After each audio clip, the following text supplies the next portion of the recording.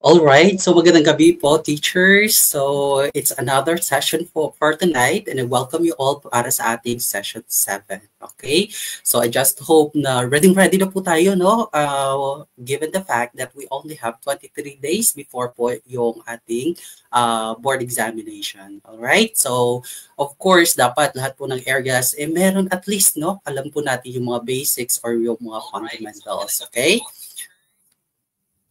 Of course, wag po natin kalimutan yung ating pre-board examination po.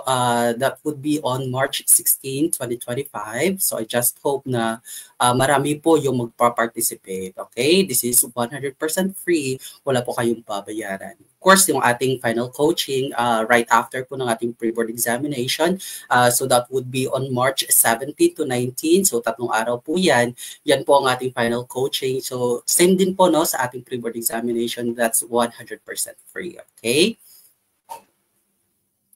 Paki-share naman po, no? Paki-share, paki-mention po ng inyong mga friends, ng inyong pong mga kakilala na kukuha po ng examination, no? This coming March.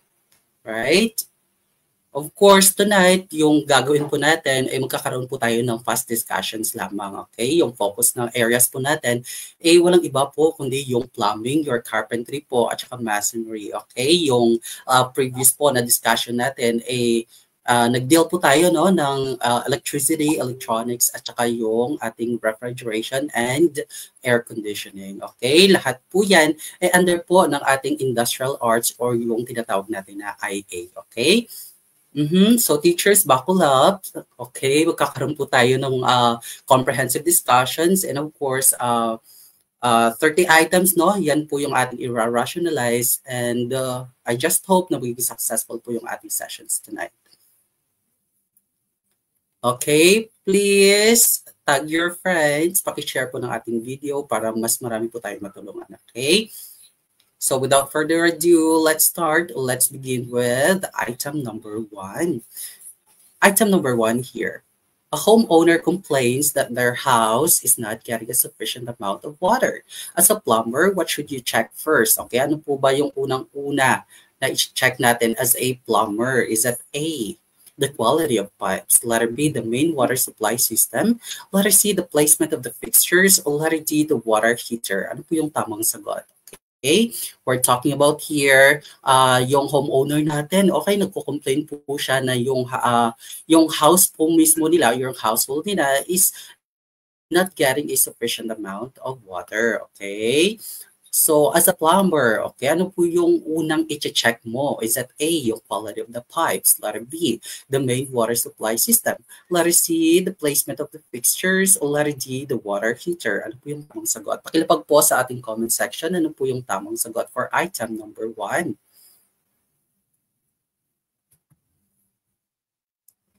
Magandang gabi po. Ano po yung tamang sagot? Okay, what should you check first? Ano po ba? Is it A, yung quality of the pipes? Letter B, the main water supply system?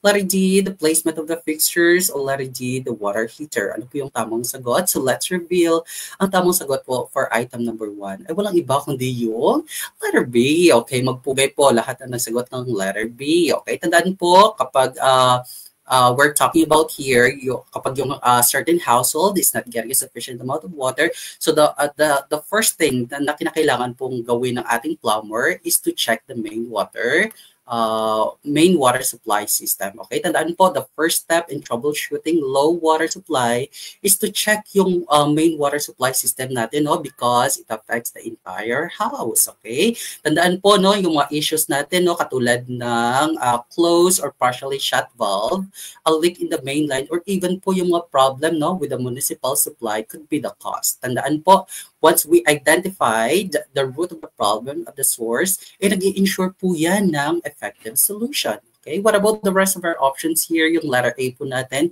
yung quality of the pipes. Tandaan po, no, while poor quality or corroded pipes, no, may reduce water flow, they would typically cause gradual issues. Tandaan po, gradual issues lamang po siya, okay, rather than an immediate, noticeable drop in water supply. So that's letter A. So partially wrong po yung letter A natin. Yung letter C naman, yung the placement of the fixtures, yung fixture placement natin mismo, no, it does not, okay, it does not directly affect overall water supply. So wrong po yung letter C.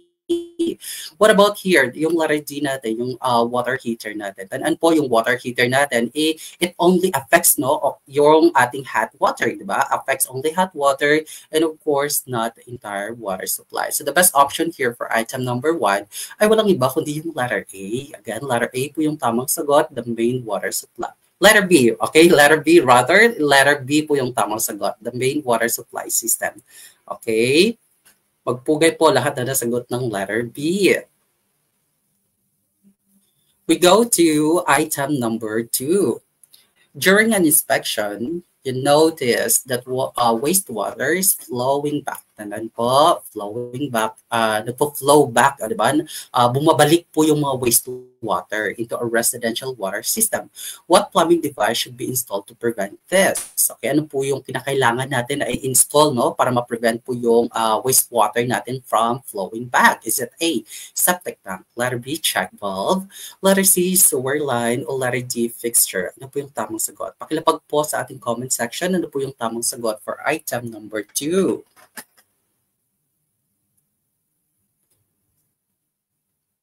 Ano po yung tamang sagot? I see letter B. Tama po ba yung letter B? Okay, pakishare po ng ating live tonight. Okay? May masagot ang letter B. Tama po ba yung letter B? So let's reveal ang tamang sagot for item number 2 ay walang iba kundi yung letter B, yung check valve po natin. Tandaan yung check valve natin, ito po yung ginagamit natin, no, or a plumbing device designed to prevent backflow. Tandaan po, to prevent backflow, yan po yung ating check valve, no, by allowing water to flow in only one direction. Again, one direction lang po siya, wala pong balikan. Yan po yung purpose ng ating check valve. Okay, ito po ay nag-ensure mo na yung wastewater natin, it does not contaminate the clean water supply, maintaining sanitary conditions. Okay, yan po yung ating check valve. What about yung letter A natin dito, yung septic tank po? Ito po yung underground compartment natin. Again, underground compartment that collects organic waste. Yan po yung letter A. What about here? Yung letter C, yung sewer line po. Ito po yung responsible. Again, responsible po siya in carrying wastewater away from a building. Yan po yung ating sewer line. Yung letter D naman, of course, when we say fixture, ito po yung mga fixed plumbing items natin. Again, fixed plumbing items, yan po yung ating mga fixtures. Okay, ano po ba yung mga halimbawa niyan? Okay, we have here yung mga sink natin, yung mga toilets natin, even po yung mga bathtub or yung showers natin. Okay, yan po yung halimbawa ng ating mga fixtures. Di ba? Fixed na sila. Okay, so nakuha, that's item number 2. So the best option here would be letter B, check valve po. Okay, magpugay po lahat na nasagot ng letter B. Okay, we go to item number 3. Jessa is confused about how their septic tank, tandaan po, okay, ito po siya, yung septic tank. How their septic tank works. So how should you explain it? Letter A, it pumps clean water into the household. Okay, it pumps clean water. Letter B, it filters out solid waste. Okay, nag-filter daw siya po ng solid waste before water enters the pipes. Letter C, it collects and decomposes organic waste underground. Letter D, it prevents backflow from the main water supply. Ano po yung tamang sagot? Pakilapag po sa ating comment section. Ano po yung tamang sagot for item number 3? Okay, I see a lot of letter C. Tama ba yung letter C? Okay, tandaan po yung ating item at saka yung correct choice po natin. Okay, para iwas hassle din po sa atin, no? At saka easy po nating ma-identify, okay, ma-determine po natin anong item tayo nagkamali. I see a lot of letter C's.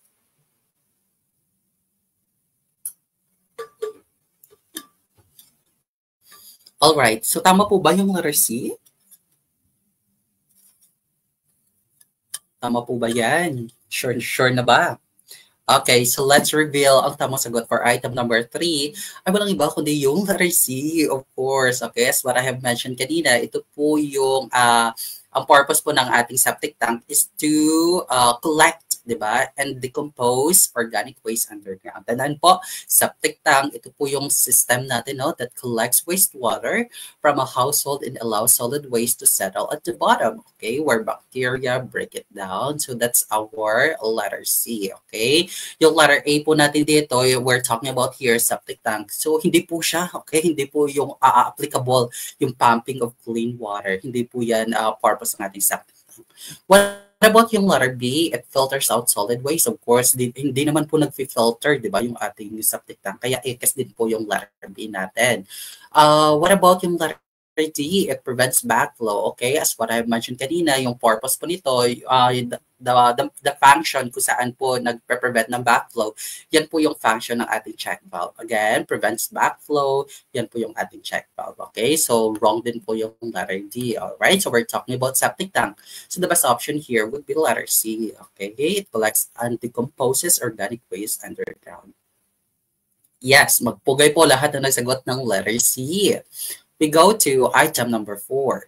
A plumbing system should allow the passage of air, tandaan po, passage of air to prevent sewer gases from entering the building. Which component ensures this? Is it A, fixtures, letter B, sewer tunnel, letter C, air ventilation pipes, or letter D, septic tank? Ano po yung tamang sagot? Pakilapag po. Ano po yung tamang sagot for item number 4?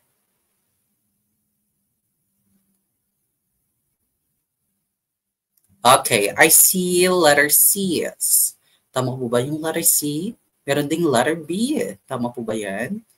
Again, pakishare po ng ating live tonight para mas marami pong makinuod sa ating live session or live discussions. Tama po ba yung letter B? Meron ding letter C. Okay. Dito tayo magkakaalaman, okay? Sa ating online quiz, sinadya ko po talagang na hindi ilagay po yung mga tamang sagot. So at least meron tayong thrill, di ba? Malalaman po natin saan po tayo nagkamali. Okay? Marami sumasagot ng letter C. So let's reveal ang tamang sagot for item number 4 would be letter C. Again, letter C po yung tamang sagot.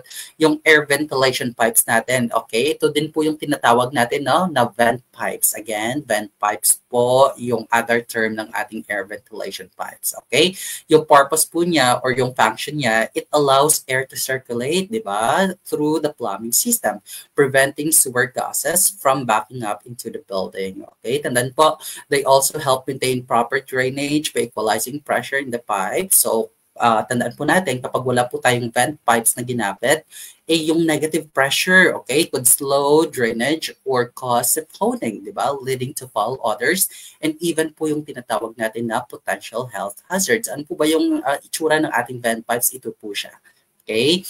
What about the rest of our options here? Yung letter A, okay, as what I have mentioned kanina, ito po yung mga fixed plumbing items natin, okay? Yung mga lavatories natin, yung showers, and even po yung mga bathtubs, okay? Yan po yung examples ng ating fixtures. What about yung sewer tunnel? Ito po yung responsible, di ba? Responsible in transporting wastewater to treatment facilities, okay? Yung letter D naman, septic tank, of course, we have talked about this a while ago. Ito po yung compartment natin underground, okay, that collects organic waste. So the best option here, of course, for item number 4 would be letter C. Again, letter C po yung tamang sagot for item number 4. Magpugay po lahat na nasagot ng letter C. We go to item number 5. A plumber is installing a new pipeline system underground. What is the most important safety measure to consider? Ano po ba yung pinaka-importante na safety measure na i-consider po ng ating plumber? Is it A, ensuring the pipes are made of metal? Letter B, checking the water pressure before connecting the pipes? Letter C, making sure the system follows the correct drainage slope? Or letter D, painting the pipes to prevent rust? Ano po yung tamang sagot? Yes, pwede po itong ma-replay. Okay, uploaded din po ito sa ating page. Of course, i-upload din po sa ating YouTube channel. Ano po yung tamang sagot? Item number 5. Marami sumasagot ng letter C. Tama po ba yung letter C? Meron din letter B. Okay. So let's reveal ang tamang sagot po natin dito would be number 5. Meron din na nako-confuse, no? Okay, item number 5 would be the best option here. Magpugay po lahat na nasagot ng letter C. Again, letter C po yung tamang sagot. Okay? Actually, we've talked this, no? Last time po sa ating mga previous sessions, di ba? Yung proper drainage flow po natin, ito po ay critical. Again, critical po siya for underground plumbing to ensure na yung wastewater natin magpo-flow po siya efficiently by gravity. So tandaan po natin, if the slope is too steep, okay, water moves too quickly, leaving solids behind and causing blockages, di ba? Kapag too flat naman po yung ating pipes, yung water po natin magsa-stagnate, di ba? Magsa-stagnant po yung ating water dyan. So, leading to clogging and even po yung mga other issues. So, the standard slope for drainage, tandaan po natin, yung standard slope for drainage pipes is typically 1/4. Tandaan po, yung standard, again, standard slope for drainage pipes is typically po 1/4 inch 1/4 inch per foot to maintain proper flow. Yan po yung standard drainage pipes natin, yung slope, di ba? What about the rest of our options here? Yung letter A po, ensuring the pipes are made of metal. And then po, the material is important, no? Importante po yung material natin. But, hindi po siya most critical safety measure. Again, we're not talking about here safety measure for letter A. So, mali po yung letter A. Yung letter B naman, checking the water pressure before connecting the pipes. And then po, water pressure testing is important for pressurized water systems. But yung drainage natin, drainage pipelines natin, mainly rely on gravity flow at hindi po siya sa pressure. Yan po yung letter B. So, mali din po yung letter B natin. Yung letter D naman, of course, painting the pipes to prevent rust. Okay, tandaan po, painting metal. Metal pipes can help prevent rust. But yung underground plumbing often uses, hindi naman po, di ba, limited yung mga plumbers natin sa paggamit ng mga metal, di ba, metal pipes. Meron na ding options ng mga PVCs natin, yung mga plastic pipes natin, di ba? So often, yung underground plumbing often uses non-corrosive materials like PVC, tandaan po, which do not need painting. Again, hindi lang po limited yung mga plumbers natin sa paggamit ng metal pipes. Meron na din pong options katulad po ng mga PVCs natin. So we're talking about here safety measure to consider when it comes to installing new pipeline system underground. So the best option here would be letter C. Okay, we have to make sure na yung system natin nagpa-follow po siya sa correct drainage slope. So the best option here would be letter C. That's item number 5. Letter C po yung tamang sagot. We go to item number 6. A business owner wants to ensure that their plumbing system does not allow contaminants. Okay, tandaan po, does not allow contaminants to enter their drinking water. What is the best advice you can give? Is it A, regularly clean the fixtures? Letter B is to install a check valve to prevent backflow. Letter C is to use underground pipes for drinking water. Or letter D is to keep the septic tank close to the main water line. Ano po yung tamang sagot? Pakalapag po.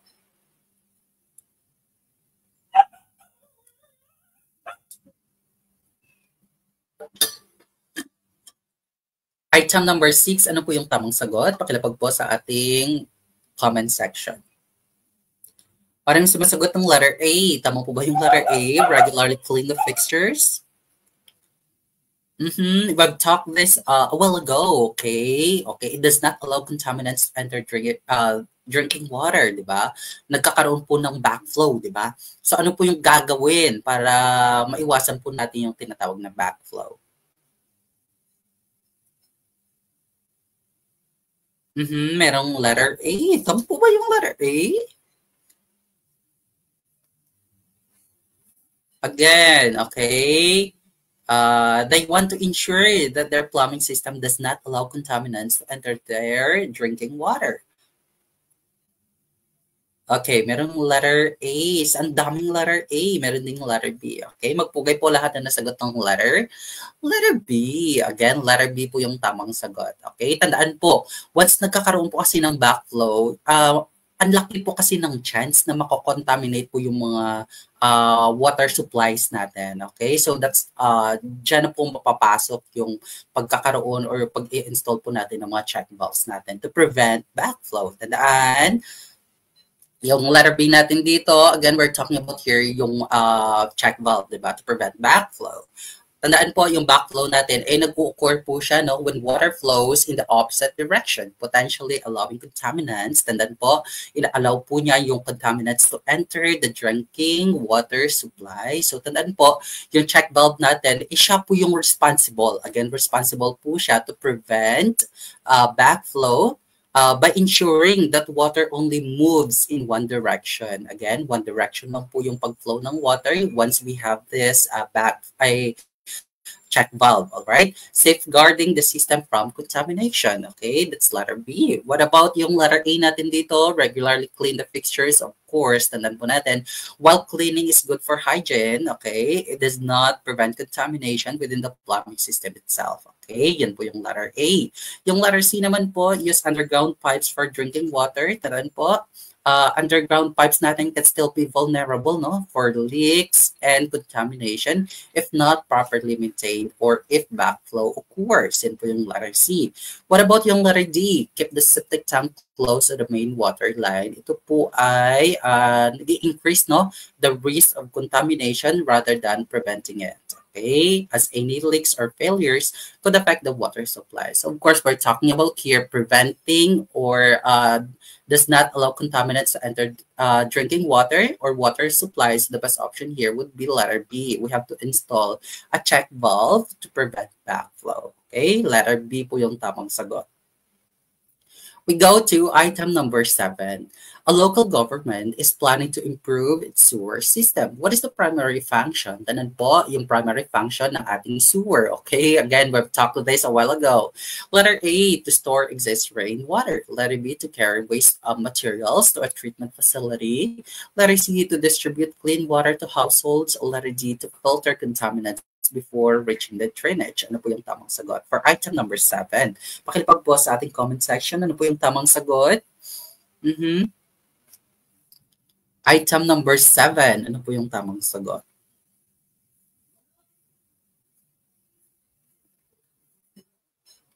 Ano po ba yung primary function? Okay? Yung main purpose po ng ating sewer is that A, nagsistore po siya ng excess rainwater. Letter B, to carry waste materials to a treatment facility. Letter C, distribute clean water to households. Letter D, to filter contaminants before reaching the drainage. Ano po yung tamang sagot? I see letter B. Yes. Tama po ba yung letter B? Alright, so wag na po natin patagalin. The best option for item number 7 would be letter B. Again, magpugay po lahat na nasagot ng letter B, to carry waste materials to a treatment facility. Again, tandaan po natin, yung primary function po ng ating sewer is to transport wastewater, no? Included na po dyan yung mga domestic natin, industrial, and even po yung mga stormwater waste natin to a water treatment plant, okay? Kung saan po yung contaminants natin are removed before being released back into the environment, alright? Nagkakaroon po ng treatment. Diyan po yung letter B natin. Why not the other options here? Yung letter A po, to store excess rainwater, hindi po siya yung main function ng ating sewer. Kasi nga po, yung sewers natin, hindi naman po siya nagstostore ng rainwater, di ba? Instead, nagtatransport po siya ng what do you call this? Ng wastewater, di ba? Okay, nagtatransport po siya. Yan po yung purpose ng ating sewer.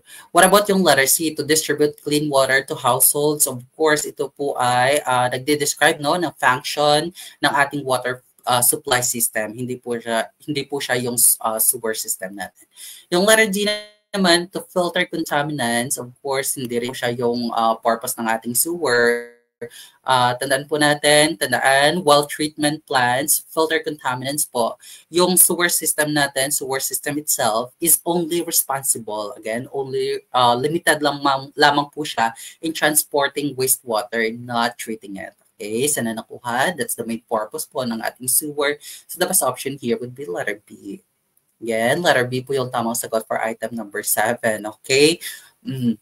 At least natuto po tayo, no? Naligwak, natuto po tayo. Okay, that's item number 7. Letter B po yung tamang sagot. We go to item number 8. A homeowner is experiencing weak water flow. Again, tandaan po, weak water flow in some fixtures. What is the first thing to check? Okay, ano po yung unang-unang i-check natin? Is it A, the distance of the fixture from the main supply? Letter B, the quality of the drainage system. Letter C, the presence of air ventilation pipes. O letter D, the type of material used for the pipes. Ano po yung tamang sagot?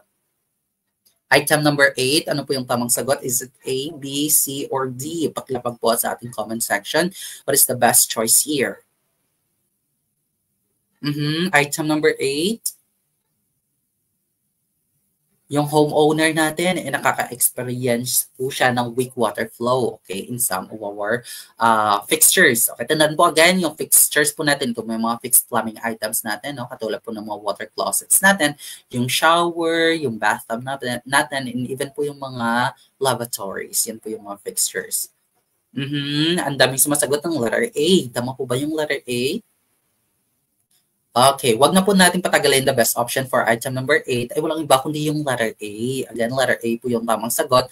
Tandaan po, no, yung distance po ng ating fixture from the main supply because, no, yung water pressure can decrease. Again, yung water pressure natin can decrease as the distance from the main water source increases. Diba? Kapag mas malayo, yung water pressure natin, magde-decrease po yan. Okay? Especially po if the pipes are too small, tandaan po yung kapag yung dinadaluyan ng tubig medyo maliit, di ba? Maliit po yung pipe. So, there are multiple fixtures in use. Okay? Yan din po sa mga factors magkakaroon po ng quick water flow. Checking this first helps determine, tandaan po kapag chinek po natin, no, ng unang-una yung ating distance ng ating fixture from the main supply, yung issue po natin, determined if the issue is related to pressure loss due to distance or other factors, di ba? Yung letter B naman po natin dito, yung quality of the drainage system, hindi naman po siya, no? Tandaan po, yung drainage affects wastewater flow. Hindi po siya sa ating water supply pressure. Yan po yung ating letter B. What about yung letter C natin, yung presence of air ventilation pipes? Ito po ay ginagamit natin, no, for drainage systems and hindi po siya sa ating water supply. So, wrong din po yung letter C. What about yung letter D natin, the type of material used for the pipes? Ito po ay tandaan, no, while pipe material can impact long-term performance, hindi po siya yung first thing, di ba? Hindi po siyang unang-una na bagay na i-check po natin when diagnosing weak water flow. So the best option here, of course, would be letter A, the distance of the fixture from the main supply. Okay, so na nakuha po, again, weak water flow, kinakailangan po natin na i-check unang-una po yung distance ng ating fixture, okay, from the main supply. So the best option here for item number 8 ay walang iba kundi letter A. Again, magpugay po lahat ng nasagot ng letter A. We go to item number 9. Which of the following is used for loosening? Again, ginagamit po natin siya, no, for loosening and tightening pipe. Is it A, pipe wrench? Letter B, pipe vise? Letter C, pipe threader? O letter D, vice grip? Ano po yung tamang sagot? Item number 9, what is your correct choice? Pakilapag po sa ating comment section. Ano po yung tamang sagot for item number 9? Ang daming merong letter A. Tama po ba yung letter A? Tama po ba yung letter A? Tama po ba yung mga decision ninyo? Letter A po ba? Alright, so let's reveal for item number 9. The best option here would be letter A. Again, tama po yung letter A, yung pipe wrench natin. Ano po ba yung itsura ng pipe wrench? Ito po siya. Okay, yan po yung ginagamit natin, no? Specifically, design po siya, no, for gripping. Tandaan po, gripping, loosening, and even po tightening pipes. So, its adjustable jaws provide a strong grip. Okay, nagkakaroon po siya ng, or yung main purpose po nito ay nagpo-provide po siya ng strong grip, no? Making it ideal for working with round pipes and fittings. Okay, yan po yung ating pipe wrench. What about yung pipe vise? Ang pipe vise natin, ito po yung ginagamit natin din to hold pipes securely in place while cutting or threading. Yan po yung purpose ng ating pipe vise. Kumbaga, ano po siya, yung holding tool, di ba? Yung letter C naman natin, yung pipe threader, ito po yung ginagamit natin, no? Just to cut threads into the ends of pipes for fitting connections, di ba? Hindi po siya for loosening or tightening pipes. So, I guess din po yung letter C. Yung letter D naman, yung vice grip, ito po yung ginagamit na, kumbaga ginagamit din po siya natin for gripping. Hindi po siya specifically designed for pipes. Again, hindi po siya designed for pipes and may not provide the necessary leverage or grip. Hindi po gaya ng ating pipe wrench. So the best option here would be letter A, pipe wrench po. Again, pipe wrench po yung tamang sagot for item number 9. We go to item number 10. A pipe intended for long-span water system installation. Again, ano po ba yung klaseng pipe na gagamitin natin, no, for long-span water system installation? Is it A, CI pipe, letter B, GI pipe, letter C, PVC high, o letter D, PE pipe? Ano po yung tamang sagot for item number 10? Okay, ito po yung mga gasgasan na tanungan, no? Dapat alam na alam po natin ito. Item number 10, ano po yung tamang sagot? Pakilapag po sa ating comment section. What is the best choice here? Merong letter D, meron din letter A. Tama po ba yan? Okay, nag-aagaw po, okay? Nag-aaway po yung letter A at letter D. Meron ding letter B.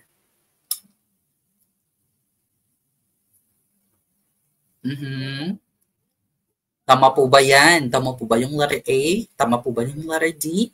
Alright, so let's reveal ang tamang sagot po dito ay walang iba kundi yung letter A, yung PE pipe natin. Okay, bago po natin i-explain ano po ba yung ibig sabihin ng PE pipe. Again, ano po ba yung PE pipe or yung PE pipe stands for what?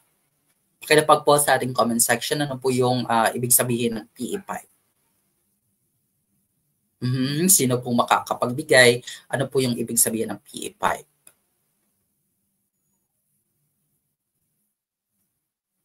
Sige nga po, pakilapag. Ano po yung ibig sabihin niya?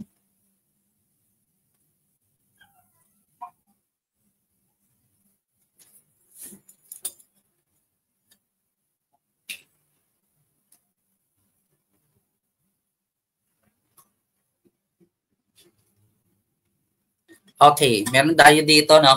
Si Ma'am Marish Venus. Okay, polyethylene. Okay, polyethylene pipe. Okay, tama po ba yan? Of course, tama po yan. Yan po yung polyethylene natin. Okay, tandaan po, yung PE pipe natin, i-design po siya. Again, design po siya, no, for long span water system installations due to its flexibility. Diba? Flexible po siya, lightweight in nature, and even po resistant to corrosion and leaks. Okay? Kumbaga, yung PE pipes natin are commonly used in large-scale water distribution systems. Included na po dyan yung ating underground and even po yung mga high-pressure applications. Yan po yung ating polyethylene pipe. What about the rest of our options? Here, yung CE pipe po natin, ito po yung tinatawag natin na cast iron. Again, cast iron pipe po siya. Ito po ay ginagamit natin, no, for heavy and kumbaga, ay yung cast iron pipe natin, ito po ay heavy. Again, heavy and prone to rust, making it less ideal for long span installation. So, hindi po siya ideal for long span water system. So, I guess po yung cast iron. Yung letter B naman natin, yung GI pipe, ito po yung tinatawag natin na galvanized iron. Again, galvanized iron pipe. Ito po ay susceptible to corrosion over time and hindi po siya suitable for extended water systems. Kaya, I guess din po yung letter B natin. What about yung letter C, yung PVC high? Ito po yung tinatawag natin na high impact. Again, tandaan po, pakitake note, PVC high, ito po ay high impact PVC, okay? PVC stands for polyvinyl chloride, okay? Yan po yan. Kumbaga, yung high impact PVC natin, durable din po siya, no? Pero hindi po siya flexible. Di po gaya ng ating polyethylene pipes, okay? Kaya for long span water system installation, so the best option here would be letter D, yung PE pipe po. Yes, tama po yan yung galvanized iron, yung GI pipe natin. Design po siya, no? Or kumbaga, akma po siya when it comes to potable water. Again, once you are asked ano po yung gagamitin natin for potable waters, the best option there would be galvanized iron or yung GI pipe natin. Okay, tama po yan. Yes, polyethylene pipe po. Yan po yung PA5 natin. Okay, that's item number 10. Okay, so teachers, this time buckle up. Magkakaroon po tayo ng fast drills. Okay? Magkakaroon po tayo ng fast drills. Talking about here, the plumbing tools and materials na kadalasan po, no, na ginagamit natin sa ating plumbing system. Again, magkakaroon po tayo ng fast drills. Kaya magsagot lang po ng magsagot. Kahit mali po, it's okay. Wala pong problema kahit mali po tayo dito. Okay, let's start. So let's begin here with the first item, okay?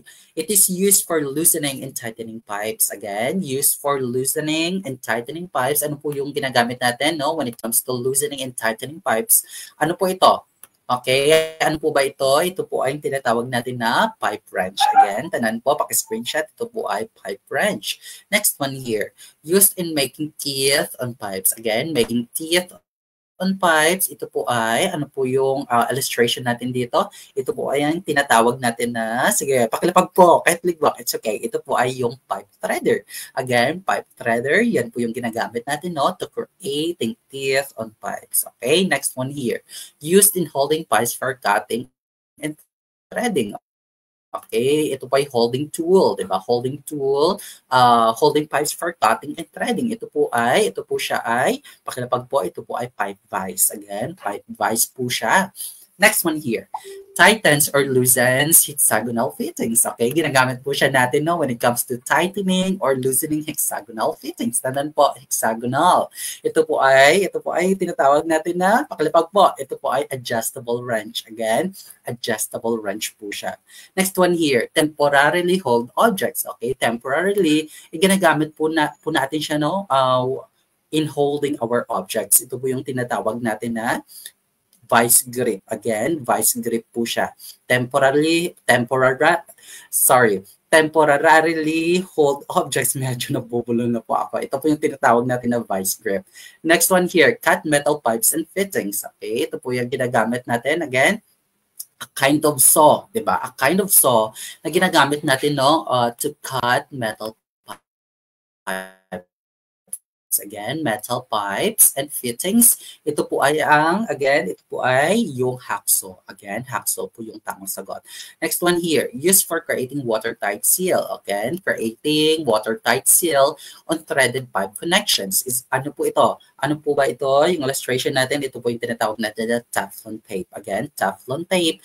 Yan po yan. Next one here, clear clogs and drains in toilets. Okay, yung purpose po niya or yung main function niya is to clear clogs. Again, clear clogs in drains and in toilets. Ano po ba ito? Familiar po ba kayo dito? Ito po yung tinatawag natin na walang iba kundi yung plunger. Again, plunger po yung tamang sagot. Next one here, also known as plumbing snake. Again, tandaan po kapag tinanong kayo, ano po ba yung other words once you're talking about here, plumbing snake. Plumbing snake, okay? Yung purpose po niya is to clear stubborn clogs and drains. Again, kapag hindi po kinaya ng ating plunger, ito na po yung gagamitin natin. Okay? Clear stubborn clogs and drains. Ito po yung tinatawag natin na auger. Okay? Auger or plumber snake. Again, plumber snake, yan po yan. Next one here. Okay, magkakaroon din po tayo ng fast drills. Okay, talking about here, the types of pipes. Again, types of pipes. Next one here. Most common pipe for plumbing system. Again, ano po ba yung pinaka-common or most common pipe for plumbing system? Ano po ba ito? Ito po yung tinatawag natin na PVC. Again, PVC or yung polyvinyl chloride pipe natin. Again, PVC, polyvinyl chloride. Yan po yung most common pipe natin, no? Once we're talking about plumbing system. Next one here. Excellent choice for high pressure. Again, ito po ay mainam na gamitin po natin when it comes to high pressure applications due to their strength and impact resistance. Ito po yung tinatawag natin. Again, ito po ay yung oriented polyvinyl chloride o yung PVCO natin. Again, oriented polyvinyl chloride po yan. Next one here. Most common PVC type for pipes and fittings. Again, yung pinaka-common na PVC type, no? When it comes to pipes and fittings. Ano po ba ito? Again, ano po ito? Ito po yung tinatawag natin na unplasticized polyvinyl chloride o yung PVCU natin. Again, once you are asked ano po ba yung ibig sabihin ng PVCU, it stands for unplasticized polyvinyl chloride po yan. Okay, sana nakuha. Next one here, intended for long span water system installation. Okay, as what we have talked a while ago, ito po yung ginagamit natin, no? Intended for long span water system installation. Ito po yung tinatawag natin na yung PE pipe. Again, PE pipe or yung polyethylene pipe. Okay?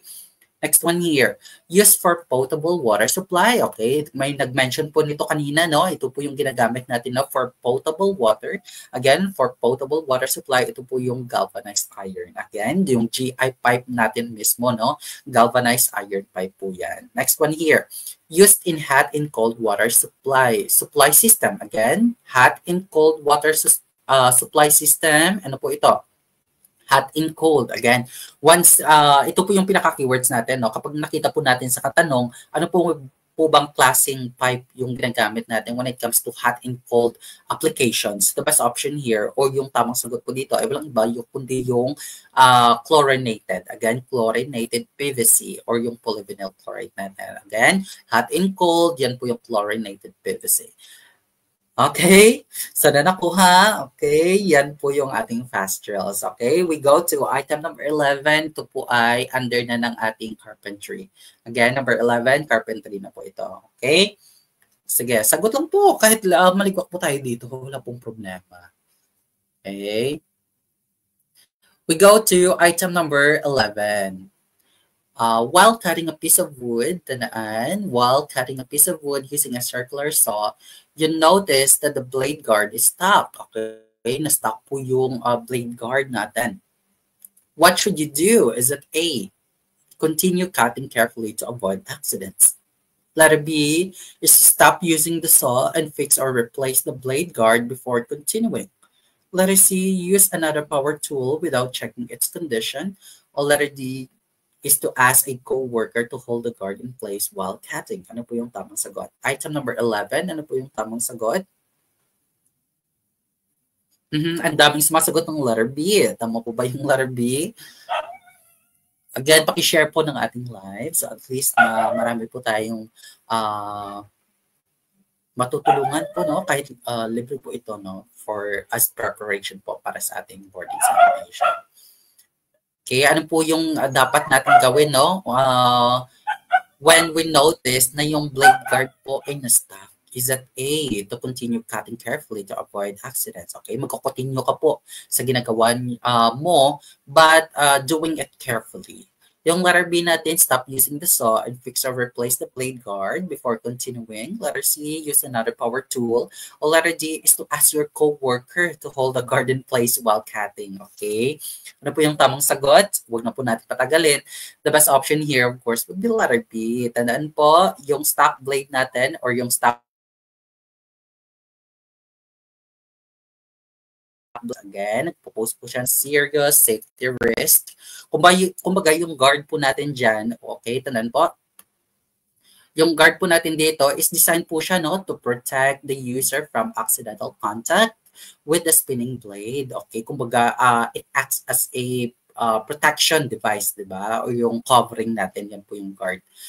And of course, using the saw without a functional guard increases the risk of injury. So just imagine if you're cutting, di ba? Using a circular saw without having a guard, kumbaga prone ka sa accident or injury. Yan po yung purpose ng ating guard, to protect the user. Okay, yung letter A natin dito, continue cutting carefully to avoid accidents. Even with caution, using a saw with a faulty guard is dangerous and should not be attempted. Okay, hindi po pwede na alam mo na po yung ano ba dito, yung na-defect, di ba? Or defected na po yung circular saw, igagamitin mo pa rin. Okay? Hindi po pwede yan. Yung letter C naman natin, use another power tool without checking its condition. Eh, mali-mali din po ito. Okay? So, prior to using a certain power tool, you have to check it first. Okay? Examine po muna natin siya or i-calibrate. Yan po yung letter C natin. So, X din po yung letter C. Yung letter C natin, as a co-worker, so hindi po pwede na defected na nga or damaged na or something may lacking po yung ating circular saw, ipapagamitin mo po sa iyong co-workers. So, hindi po pwede yan.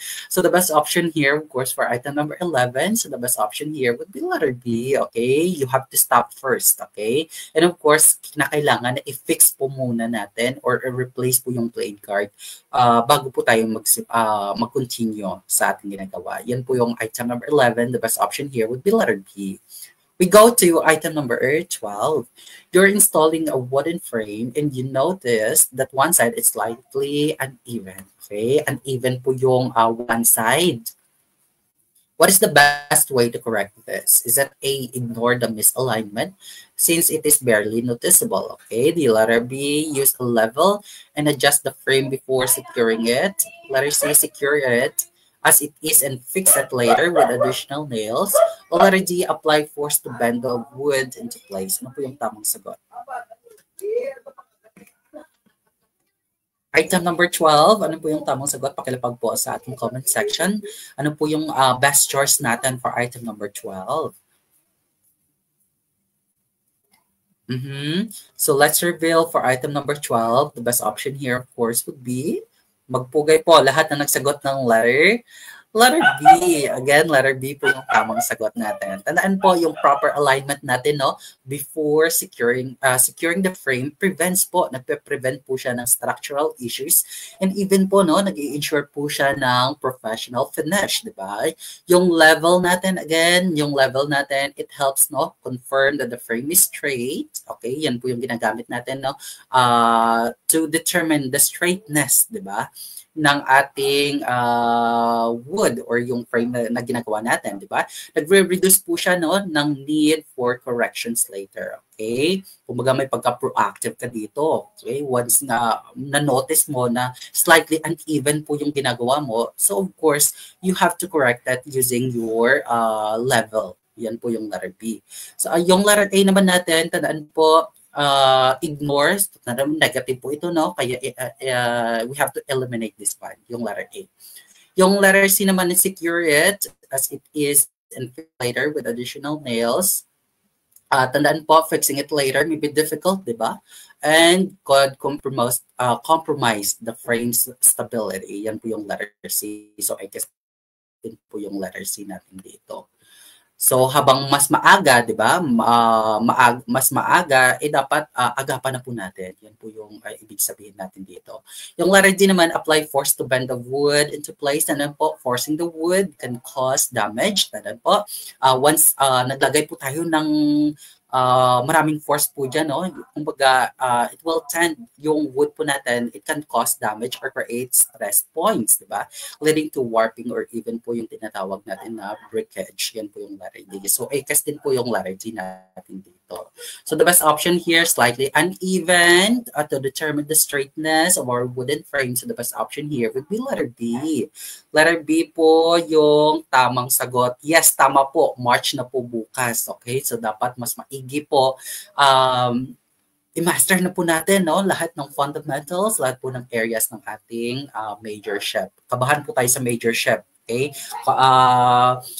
Yung remaining weeks po ninyo, i-focus po ninyo sa major chef. I tell you. Grabe po yung manghatak yung ating major chef. Dalawa lang po yan. It's either na ikakapasa po ninyo yung major chef o ikakabagsak. Okay? The saddest thing would be ikakabagsak. Okay? So, kailangan po na we have to ace our major chef. Okay? So, yung option po natin dapat dito, kapag hindi ng top notcher, mag-high board rater po tayo. Okay? Claim na po natin yan. So, that's item number 12. So, the best option here would be letter B. We go to item number 13. A client requests a durable wooden door.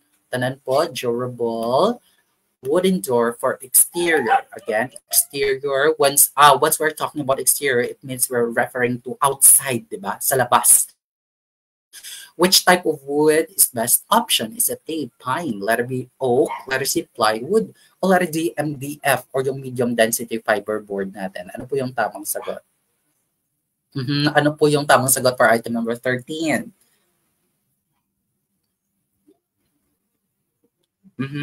May sumasagot ng letter B. Tama po ba yung oak? Are you sure?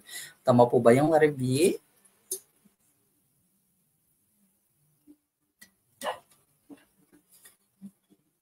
Tama po ba yan? So let's reveal ang tamang sagot po dito ay walang iba kundi magpugay po. Lahat na ng sagot ng letter B. Tama po yan, yung oak po, no? Bakit? Bakit po yung oak? Tama po, no? Yung oak po natin can be considered as hardwood, di ba? Hardwood po siya, durable, matibay po siya. Kanaan po yung oak natin, strong po siya, dense, and even po durable, no?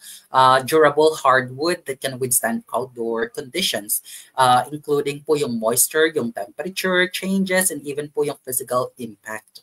Kanaan po yung oak natin is also resistant, no? Resistant po siya sa pagkakaroon ng rot nest, di ba? Rot and pests when properly treated, making it an excellent choice for exterior doors. Okay, hardwood po siya, durable. So, gamit na gamit, okay? Or best option po siya when it comes to exterior use. Yung pine po natin dito, kumbaga, yung pine natin, affordable po siya kasi nga po halimbawa po siya ng softwood and easy to work, no?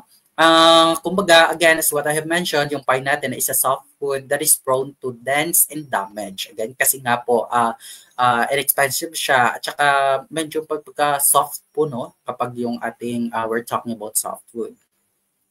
Yung letter C naman, of course, yung plywood natin, ito po ay hindi po siya solid, no? But rather, layers po siya ng mga veneers natin na glue natin together. Yan po yung ating plywood. Yung MDF natin, it stands for medium density fiberboard. Ito po yung made, no, from compressed wood fibers and resins, making it highly susceptible to moisture damage, swelling, and even po yung tinatawag natin na warping. So hindi po pwede na gamitin po natin yung MDF or yung plywood natin when it comes to exterior use. So pwede naman po, no, pero siguro magkakaroon po tayo ng mga interventions po dyan. Okay? So the best option here for durable, durable wooden door for exterior use. So the best option here, of course, would be letter B, yung oak po. Okay? Oak kasi nga po hardwood siya. So that's item number 13. We go to item number 14. You need to drive nails. Tandaan po, drive nails into a wooden beam but want to avoid splitting the wood. What tool should you use? Is it A, sledgehammer, letter B, claw hammer, letter C, mallet, or letter D, screwdriver? Ano po yung tamang sagot? Pakilapag po sa ating comment section. What is the best choice for item number 14? Item number 14, ano po yung tamang sagot? Pakilapag po sa ating comment section, what is the best choice for item number 14? Okay, merong letter D, meron ding letter B. Again, pakilapag po ng ating item, okay? Yung item po natin at saka yung correct choice or yung correct letter for choice. Claw hammer, tama po ba yung claw hammer? Okay. So at least po, no, yung mga tools natin, yung mga materials natin, ito po actually, i-judge po natin ito, no, as fundamentals or yung mga basics po natin. Yan po yung ano na yung game, okay, ni PRC. Even po yung mga knowledge base na o yung mga basic na, ilalagay pa po nila sa ating actual board examination. So kapag hindi mo po alam yung mga knowledge base na mga concepts na yon, prone ka po, no, na maligwa ka po sa iyong board examination. So at least yung mga bagay-bagay na ito, alam po natin. Pero ang sumasagot ng letter B, tama po ba yung claw hammer? So let's reveal, tama po yan. Letter B po yung tamang sagot. Again, driving nails, yan po yung tamang sagot. Claw hammer po yan. Again, yung claw hammer natin, specifically not designed for driving and removing nails. Hindi lang po siya nagda-drive. Of course, ginagamit din po siya natin no, for removing nails using the correct technique tanan po such as pre-drilling, pilot holes, or blunting the nail tip can help prevent the wood from splitting. Yan po yung ating claw hammer. Tanan po yung sledgehammer natin dito, hindi po siya yung ginagamit natin no, when it comes to driving nails kasi nga po, ito po ay too heavy, di ba? Sobrang bigat po nito and meant for demolition. Okay, ginagamit po ito for demolitions, di ba? Ito po yung tinatawag natin in our dialect, yung sledgehammer po, ito po yung tinatawag namin na maso. Yan po yung sledgehammer. Yung letter C naman, yung mallet natin, no, typically po, ito po ginagamit natin no, for saw, for strikes. Again, saw for strikes in woodworking and hindi po siya ginagamit for driving nails. So, mali po yung letter C. Yung letter D naman, yung screwdriver, of course, ito po yung ginagamit natin no, when it comes to driving screws. Diba? Screws, screwdriver. Yan po yung letter D. So when it comes to driving nails, the best option here, of course, would be letter B, yung claw hammer po. Again, best option here, letter B po yung tamang sagot. Yeah. Nauto ako nung letter A kahapon, kaya never again. Okay? Ginagamit po no, yung sledgehammer natin when it comes to demolitions. Okay? Yung the best option here, of course, driving nails, diba? Very basic. So the best option here would be letter B, claw hammer. We go to item number 15. After sanding, tanan po upon sanding, di ba? Pagkatapos po ng pagsasand natin ng ating wooden cabinet, what is the next step? Tanan po, next step before applying paint or varnish? Is that A, apply varnish directly without cleaning? Letter B, wipe off dust and apply primer or wood conditioner. Letter C, soak the wood in water to prevent cracks. Or letter D, immediately paint over the sanded surface. Ano po yung tamang sagot? Ano po yung tamang sagot?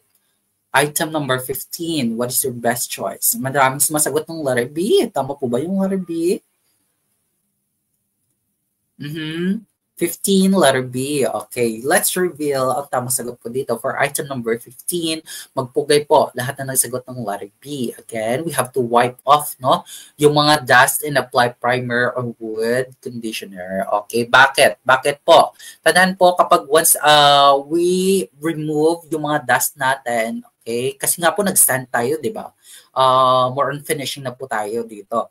So removing dust ensures a smooth, even finish, while a primer or wood conditioner po, and tumutulong po siya, no? It helps the paint or varnish adhere properly and enhances the final appearance. Yan po yung purpose ng ating wiping off dust and pag-apply po ng primer or yung wood conditioner. Yung letter A po natin, yung dust po natin mismo, no? Kasi nga po mag-a-apply ka na dito ng varnish directly without even cleaning. Tanan po yung dust natin can lift, di ba? Or left on the surface can create an uneven and rough finish. Yan po yung letter A. So, A po ito. Yung letter C naman natin, soak the wood in water to prevent cracks. Tanan po, water can raise the grain, di ba? Mag-aalsa po yung grain natin, making the surface rough and affecting the finish. Yan po yung letter C. So, X din po yan. Soak the wood in water to prevent cracks. So, mali po yung letter C. Yung letter D naman, immediately paint over the sanded surface. Hindi po pwede, no? Na lalagyan po agad-agad natin ng paint without cleaning, di ba? So, ikis din po yung letter D. So, of course, after sanding, the best option here, of course, would be wipe off, okay? Papahiran po natin, no? Or kukunin po natin yung mga dust na naiwan po after our sanding. So, the best option here, of course, would be letter B. Again, 15, letter B po yung tamang sagot. We go to item number 16. A homeowner complains that their wooden staircase, tanan po, nagko-complain po yung homeowner natin, no, na yung wooden staircase nila, nagkakaroon po ng creaks, di ba?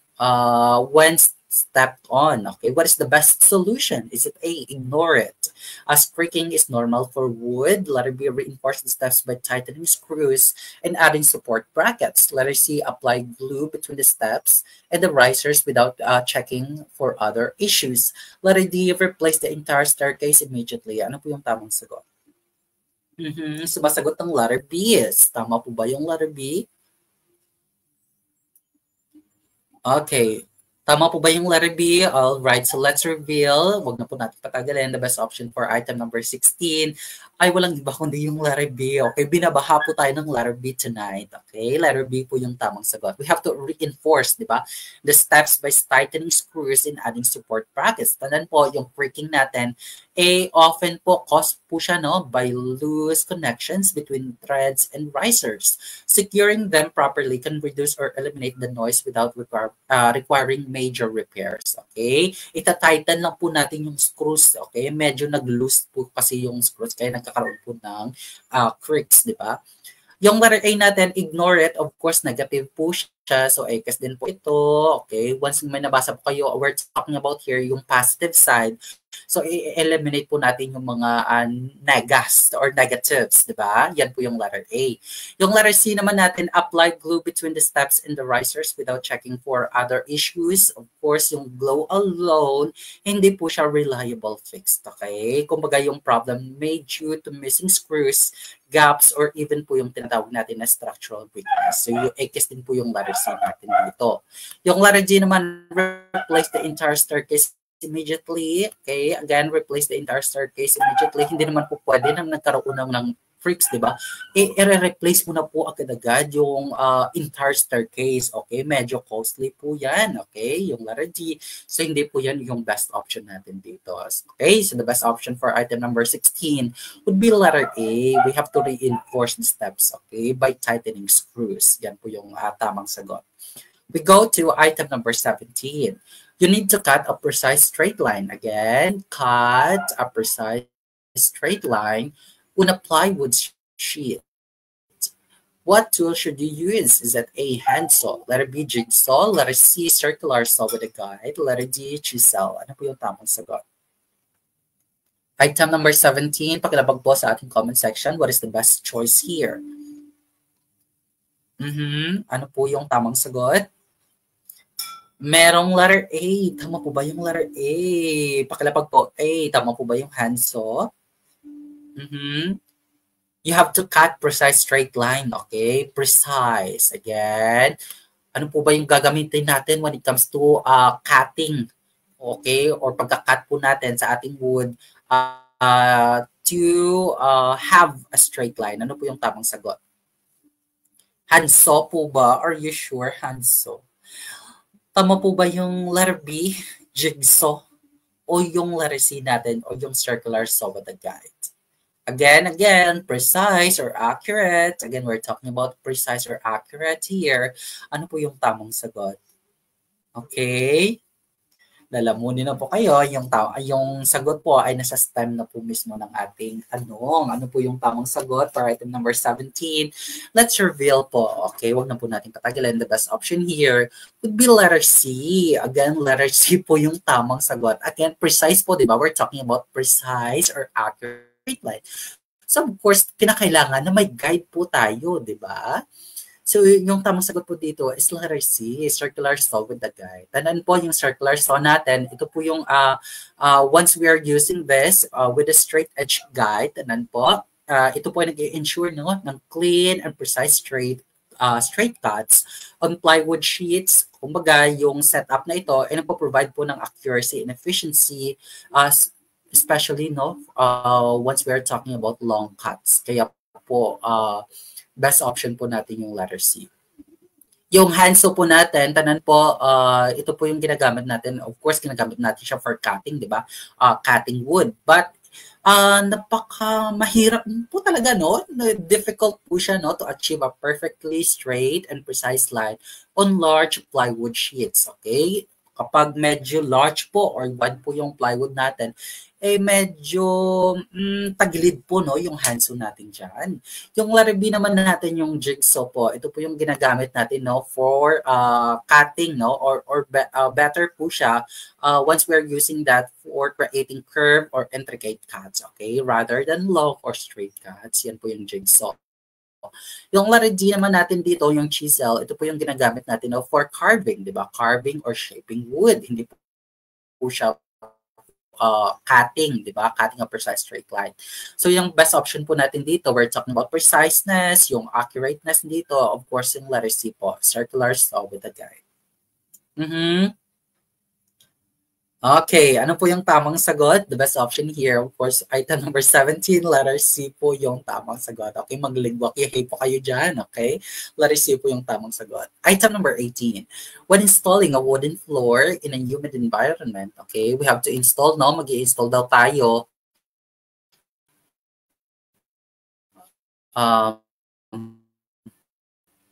Bakit ako nawala? Okay, balik po tayo. Item number 18, okay, when installing a wooden floor, in a humid environment, okay, humid, okay, kumaga prone po tayo sa moisture, di ba? What should you do to prevent prevent warping, okay? Is it A, install the planks with no gaps. Letter B, leave small expansion gaps between planks. Letter C, apply excessive glue to prevent movement. O letter D, use nails to fix the wood in place permanently. Ano po yung tamang sagot? Pakilapag po, item number 18, what is the best choice here?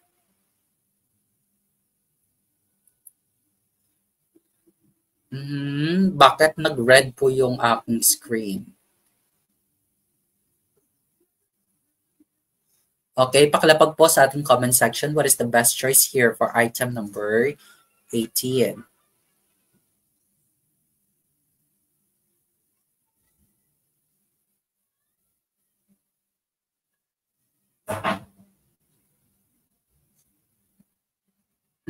Ang daming sumasagot ng letter B.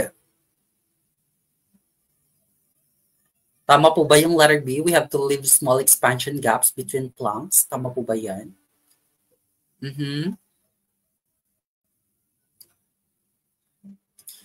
Alright, so let's reveal ang tamang sagot for item number 18. Wag na po natin patagalin. The best option here, of course, would be letter B. Again, letter B po yung tamang sagot. We have to leave small expansion, di ba? Expansion gaps between planks. Okay, tandaan po, yung wood po natin, naturally po, nag-expand po siya, no? And nagko-contract po siya with changes in humidity. Okay, tandaan po, yung expansion gaps natin, nag-aalaw po siya, no, ng wood to move without causing warping, di ba? Buckling and even po cracking over time, okay? Medyo may enough space po, no, sa when it comes to expansion. Yan po yung letter B. Yung letter A natin dito, install the planks slightly with no gaps. Hindi po pwede na no gaps po tayo dito, no? Kumbaga ito po ay it doesn't allow for natural expansion, di ba? Leading to warping or buckling. Yan po yung letter A. Yung letter C naman natin dito, apply excessive glue to prevent movement. Of course, yung wood natin needs room to expand and contract, no? And kapag nilagyan po natin ng sobrang raming glue, can restrict movement, di ba? Hindi po niya i-allow yung movement po ng ating planks, di ba? Causing stress on the planks. Yan po yung letter C. Yung letter D naman natin, use nails to fix the wood in place permanently. Of course, nailing without allowing for expansion, magre-resulta po yan, no, in cracks and deformation as the wood reacts to humidity changes. Yan po yung letter D. So, I guess po yung letter C at saka letter D natin dito. So, the best option here, of course, to prevent future warping, the best option here would be letter B. Okay, we have to leave small expansion gaps between planks. Yan po yung item number 18. We go to item number 19, a blueprint. Tandaan po, a blueprint indicates that the wooden beam should be 3 meters long, 3 meters long, but you only have, okay, you only have 2.8 meter piers available. What should you do? Is it A, use the 2.8 meter beam since the difference is small, okay? Medyo maliit na naman po yung difference nila, so gagamitin po ninyo yung 2.8 meter.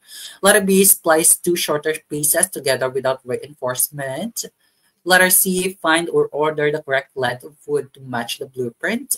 Or letter D, ask the client if they can adjust their design to fit the shorter piece. Ano po yung tamang sagot? Item number 19. Maraming sumasagot ng letter C. Tama po ba yung letter C? Again, kapag we're talking about here, the positive side, of course, we have to eliminate yung mga negative ones. Okay? Hindi po pwede without reinforcements. Of course, yung letter B natin dito, ACAS na ito eh. So, you only have or you're left with A, C, at saka D. Ano po yung tamang sagot? Ano po yung next na i-eliminate natin dito? Of course, walang iba kundi yung letter D. Okay? Di po pwede na mag-ask ka. Okay? I-consult mo po yung client nyo. Okay? Na adjust mismo yung design, no? To fit the shorter piece. Hindi po pwede yan. Okay? Ano po yung gagawin natin or yung best resort mo dito? Of course, the best option here would be letter C. Again, letter C po yung tamang sagot. Okay, yan po yun, letter C. You have to find or order the correct length, no, of wood to match the blueprint, di ba? Kumbaga, find or order the correct length of wood to match the blueprint because nagkakaroon po ito, no, ng, kumbaga, we are adhering to structural integrity na tinatawag. And design accuracy are critical. Okay, tandaan po, using the specified length, nag-i-ensure po siya, no, na yung beam natin nag-meet po, no, sa tinatawag natin na safety and load-bearing requirements. Yan po yung letter C. Yung letter A natin dito, use the 2.8 meter beam. Okay, medyo yung small difference mismo, no, it can affect, kanan po, it can affect the structure stability in design. So, dapat akma po, di ba? Akma, accurate, or yung precise po yung gagamitin natin. Okay? So, the best option here, of course, for item number 19 would be letter C. Again, letter C po yung tamang sagot. We go to item number 20. While working on a roof construction project, you noticed a co-worker, tanan po, na-notice mo na yung co-worker po mismo nyo ay hindi po nag-wear ng harness. Okay? What should you do? Is it A, ignore it since it's their responsibility? Letter B, inform the supervisor or remind the co-worker to wear the harness. Letter C, continue working in hope they don't fall. Okay? Magpa-pray na lang tayo doon, no, na hindi malalaglag po yung co-worker natin. Letter D, remove your own harness to make them feel comfortable. Ay, abaw. Okay? Mali din po yung letter D. Okay? Para mas fair daw, i-remove mo din yung harness mo. Okay? Para fair. Ano po yung tamang sagot? Item number 20. Maraming sumasagot ng letter B. Tama po ba yung letter B? Tama po ba yung letter B? Alright, so let's reveal for item number 20, the best option here. Ay, wala na pong iba. Hindi na po tayong lalayo. The best option here, of course, would be letter B. Again, letter B po yung tamang sagot. Tandaan po yung safety harness natin. Essential po siya, no, for preventing falls. Again, ginagamit po siya natin to prevent falls, which are one of the leading causes of workplace injuries and construction. Tandaan po, once we address the issue, tumutulong po sa atin, no, to ensure a safe work environment for everyone. Okay, we have to remind our co-worker, and even po we have to inform our supervisor that someone is not following the regulation within the workplace. Okay, so the best option here, of course, wala nang lalayo.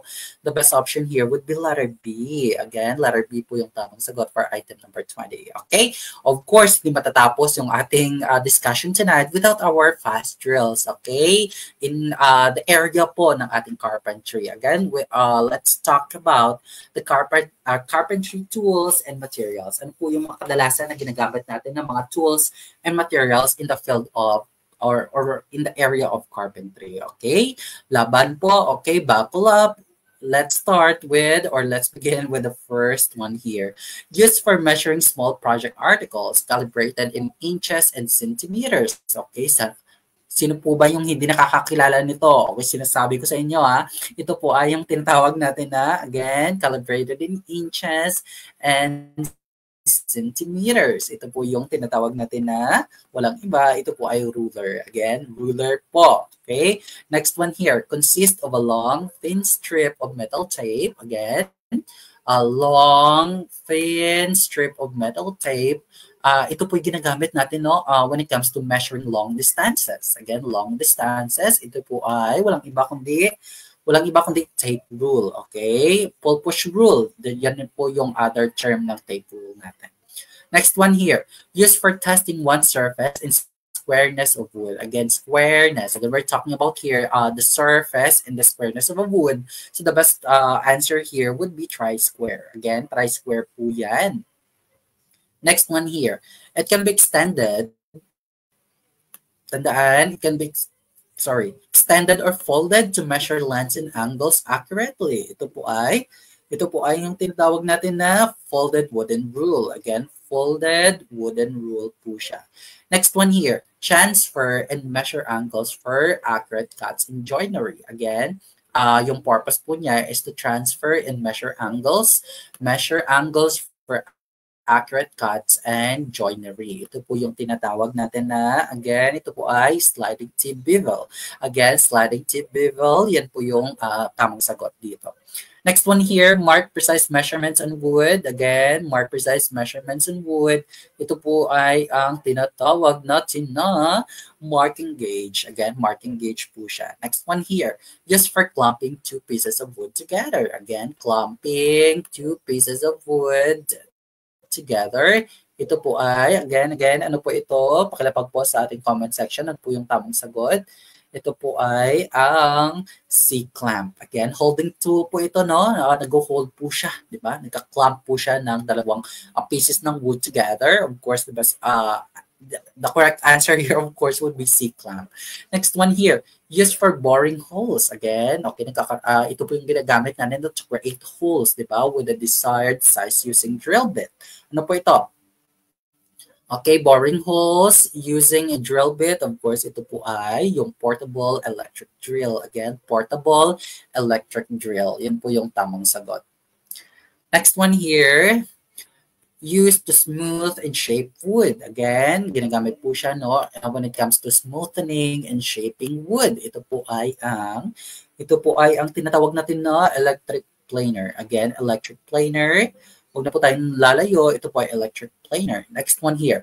Just to cut wood. Again, okay, multi-purpose po siya. Okay, hindi lang po siya when it comes to cutting wood. Pwede din po siya sa metal and even po sa ibang mga materials. It consists of a circular blade. Again, it consists of circular blade. Ito po yung tinatawag natin na circular saw. Okay, as what we have talked earlier, ito po yung circular saw. Again, circular saw po siya. Next one here. Okay, yan po yung mga tools and materials na ginagamit natin, no? In the area of carpentry. Of course, let's proceed to item number 21. Item number 21. Which of these rebars, again, which of these rebars are commonly used in light construction projects? Again, light construction lamang. Okay, ano po ito? A, 6 mm to 10 mm. Letter B, 12 mm to 20 mm. Letter C, 22 mm to 32 mm. Or letter D, 36 mm and above. Ano po yung tamang sagot? Item number 21. Okay, wala na pong pahinga-pahinga ito. Okay, tulong-tulo na. Item number 21, ano po yung tamang sagot? Pakilapag po sa ating comment section. The best option here, huwag na po natin patagalin, ay walang iba kundi yung letter A. Again, letter A po yung tamang sagot.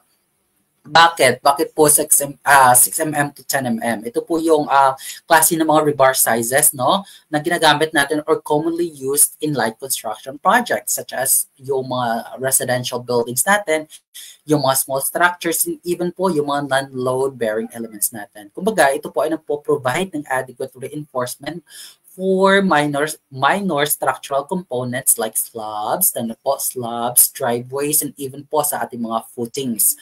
Yan po yung ating letter A. So, yung letter B naman natin, yung 12 mm to 20 mm, ito po yung ginagamit natin, no, for medium. Again, for medium, heavy construction, such as po yung ating mga columns and even po yung mga beams natin, no, in multi-story buildings. Yan po yung ating letter B. Yung letter C naman natin, yung 22 mm natin hanggang 32 mm, ito po yung typically, no, ginagamit natin, no, in large-scale infrastructures. Again, large-scale infrastructures projects, katulad po ng ating mga bridges, di ba? Yung mga bridge, di ba? Yung mga high-rise buildings po natin. Yan po yung diameter ng ating rebars na kinakailangan na gagamitin. Yung letter G natin, yung 36 mm and above, ito po yung ginagamit natin, no, in heavy-duty structural applications, katulad po ng mga skyscrapers natin, yung mga dams, and even po yung mga industrial projects natin. Okay, yan po yung letter G. Of course, we're talking about here light construction, so the best option here would be letter A, yung 6 mm po natin. Okay, tumpakihay po. Okay, sa lahat po nakakuha ng letter A, okay, lagwakihay naman po sa medyo hindi napalad. Okay, All right, that's item number 21. Letter A po yung tamang sagot. We go to item number 22. These bricks, again, we're talking about here, the bricks, no, are made with a focus. Okay, focus on their visual characteristics. Ano po ito? Is it A, common bricks? Letter B, face bricks? Letter C, calcium silicate? O letter D, CHB? Ano po yung tamang sagot? Okay, sige nga, itatanong ko, ano po ba yung ibig sabihin ng CHB? Ano po yung CHB? Bakilapag po sa ating comment section, ano po yung tamang sagot? Or yung CHB stands for what? Ano po ito? Item number 22, ano po yung ibig sabihin ng CHB? Sige nga, sino makakalapag sa ating comment section? Ano po yung ibig sabihin ng CHB? I'm waiting for answers. Ano po yung ibig sabihin ng CHB? Yan, tama po yan. Shoutout po, no? Kay Sir J.B. Kent Anthony Canoy. Okay? CHB stands for Concrete Hollow Blocks. Again, CHB, ito po yung pinaka-common, no, na material na ginagamit natin when it comes to masonry projects. Ito po yung CHB natin. Okay? Of course, we're talking about here a type of bricks, no, na focus mainly on visual characteristics. So we're talking here, of course, wag na po tayong lumayo, ay walang iba kundi yung letter B, yung face bricks po natin. Tandaan po, aesthetics, di ba? Aesthetics, yung visual characteristics. Of course, we're talking about here the face, di ba? Face bricks. Tanan po, yung face bricks natin, i-design po siya, no, for aesthetic appeal and are often used in visible areas of buildings, di ba? Such as po sa ating mga facades and even po sa ating mga decorative walls. Okay? Kumbaga, they come in various colors. May colors, may textures po siya, and even po finishes to enhance the visual appeal of structures. Okay? More on visual, di ba? Aesthetics. Yan po yung ating face bricks. Yung letter A na din dito, yung common bricks, ito po yung standard, di ba? Standard construction bricks without special attention to appearance. Common lang, di ba? Yung typical lang na bricks. Okay, kawawa naman. Yan po yung letter A. Yung letter C naman natin dito, yung calcium silicate. Ito po yung kadalasan, no, kilala po natin, no, for their strength and durability.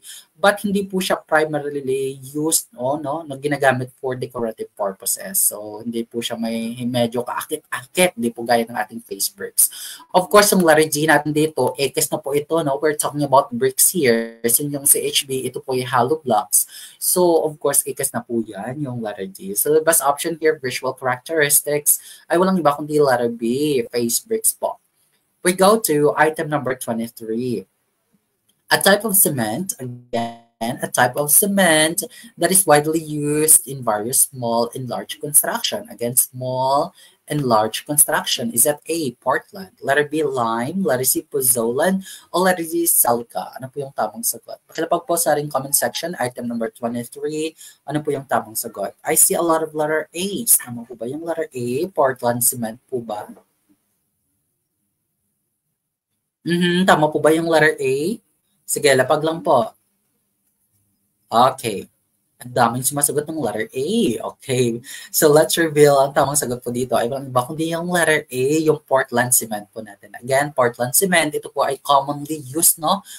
Commonly used type of cement in both small and large construction projects. Kumbaga, ito po ay versatile. Tandaan po, versatile po siya, strong and widely available, making it ideal for concrete, mortar, and even po sa mga various structural applications po natin. Yan po yung ating Portland. Yung lime po, ito po ay mostly, no, ginagamit natin for masonry, plastering, even po sa mga historical restoration natin, no? Pero hindi po siya strong, 'di ba? Gaya po ko ng ating Portland cement, okay? Yung letter C naman natin, yung pozzolan, ito po ay oftentimes ginagamit natin now as supplementary cement material to improve durability but not commonly used alone in general construction. Yan po yung ating pozzolan. Yung letter D naman yung silica, tanan po yung silica fume natin mismo, ito po ay additive, di ba? Additive used to enhance concrete strength and hindi po siya primary type of cement. Okay, so ekes po yung letter D natin dito. Of course, we're talking about here a type of cement na ginagamit natin, no, in various small and large constructions, and the best option here would be letter A, Portland po. Okay, yan, tama po yan yung Portland kasi madali lang ma-cure. Okay, yan po yung yung Portland cement natin. We go to item number 24. Which of these types of Portland cement? Again, of course, my type of cement. Okay, yung Portland cement natin, we've talked about Portland cement. Of course, yung Portland cement natin, meron din po yung mga types, okay, used where high early strength is required. Again, high early strength is required. Ano po ito? Is it A, type 1? Letter B, type 2? Letter C, type 3? O letter D, type 4? Ano po yung tamang sagot? Portland for houses and buildings. Yung pozzolan po for marine constructions. Okay? Number 24, pakilapag po sa ating comment section. Ano po yung tamang sagot?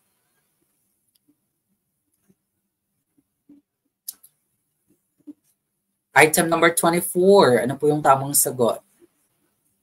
Ang daming sumasagot ng letter C. Tama po ba yung letter C? Alright. So let's reveal item number 24. Okay, paki-take note po ito, no?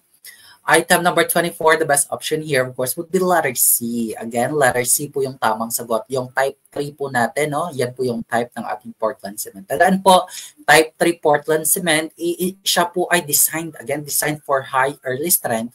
It has a finer grind, di ba? Which allows it to hydrate more quickly, making it ideal for projects that require fast construction. Okay, mabilisan, yan po yung ating type 3. Katulad po ng ating precast elements, road repairs, and even po sa mga cold weather applications natin. Yan po yung bagay akma para sa ating type 3 Portland cement. Okay, yung type 1 po, ito po ay general purpose. Again, ito po ay general purpose cement. Yung type 2 naman po, ito po ay ginagamit natin, no, for moderate sulfate resistance and moderate heat generation. And hindi po siya, no, for early strength. Yan po yung ating type 2. Yung type 4 natin, ito po ay designed po siya for low heat of hydration, di ba? Typically used in massive concrete structures. Katulad po sa ating mga dams where slow strength gain is preferable. Yan po yung ating type 4. Of course, we're talking about here high early strength, okay, na required po. Of course, ito po yung type 3 natin. Type 3 Portland cement po yan. Okay? Knowledge base po ito, no? Item number 24, letter C po yung tamang sagot. We go to, okay, meron po tayo dito, no? Si Sir Jandrick Malapote. Okay, type 1, general construction. Tama po. Yung type 2, moderate sulfate action. Okay?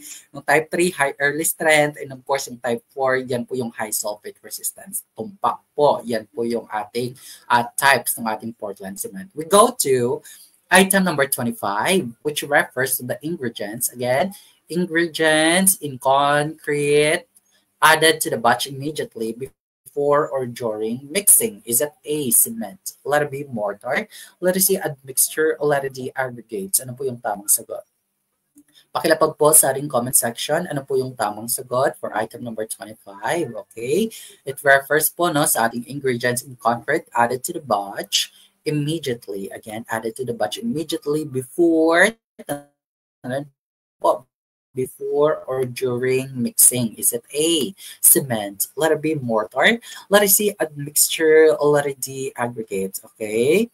Ano po ito? Item number 25. Ano po ito? Pakilapag po sa ating comment section. What is the best choice for item number 25? Medyo may nalilito dito, no? For item number 25, merong letter C, yes. Meron ding letter D. Tama po ba yan? Okay, reveal po natin, wag na po natin patagalin. Item number 25 ay walang iba kundi yung admixtures. Again, admixture or admixtures, yan po yun. Yan po yung ina-add natin na to the batch immediately before or during its mixing. Tandaan po, admixtures added to concrete before or during mixing to modify its properties. Okay, yung mga halimbawa po nito, yung mga such as, no, sa ating tinatawag na workability, setting time, strength, or durability. Yung mga common types po ng ating admixture, ito po yung nag-include ng ating water reducers. Again, water reducers, yung mga accelerators po natin, retarders, and even po yung mga air entraining agents. Yan po yung mga halimbawa ng ating admixtures.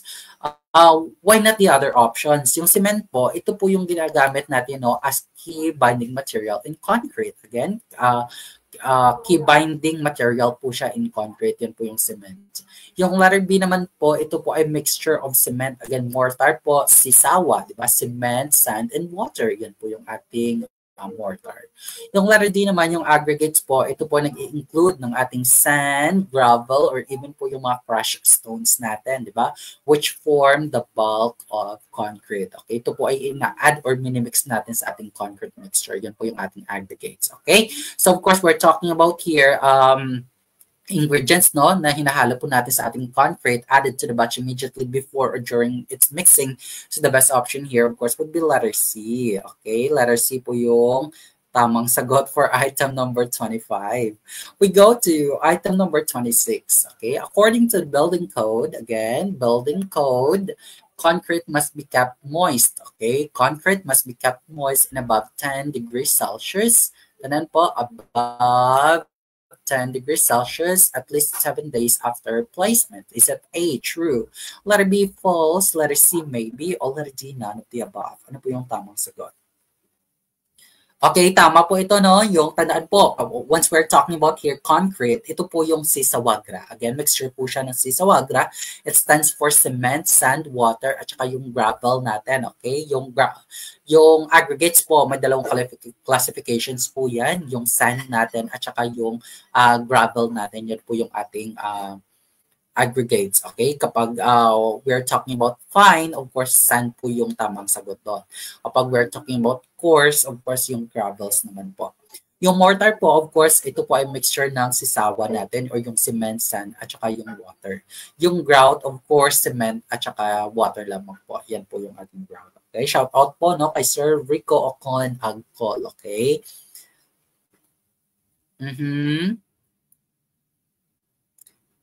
That's item number... Okay, bago po yan, no? Ano po yung tamang sagot? Again, tamang sagot for item number 26. Is that true, false, maybe, or none of the above? Okay?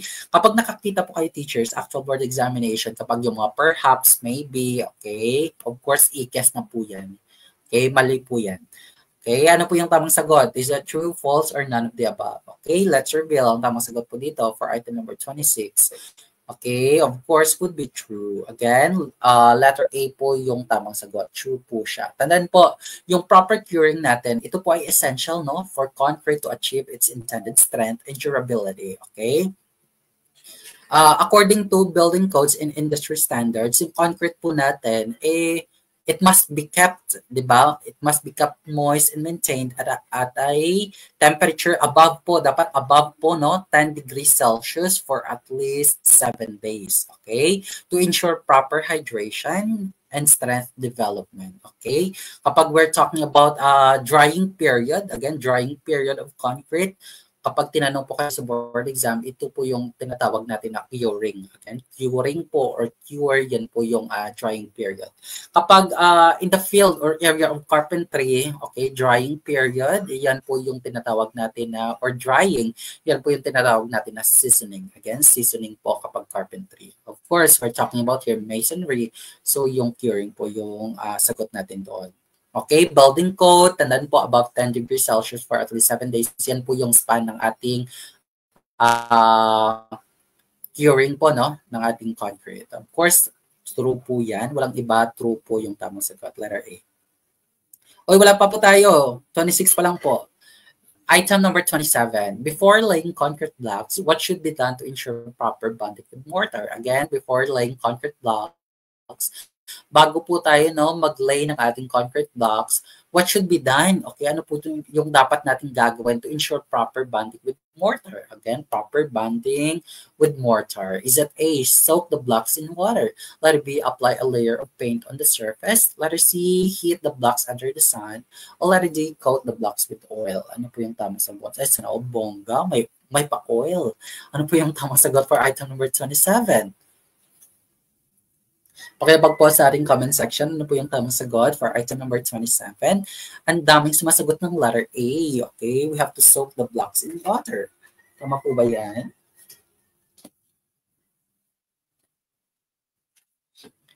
Tama po ba yung letter B?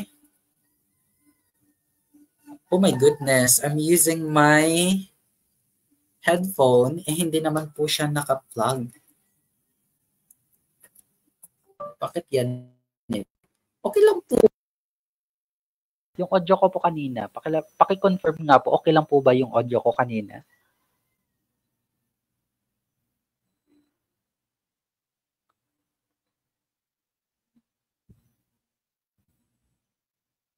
Grabe, ngayon ko lang na-notice. 27 na, hindi pala naka-plug yung ano. Paki-confirm po, okay lang po ba yung audio ko kanina? Okay lang, okay. Thank you. Okay, 27C para maiba naman. Mas clear po kanina. Okay, okay. Unplug ko na lang ito.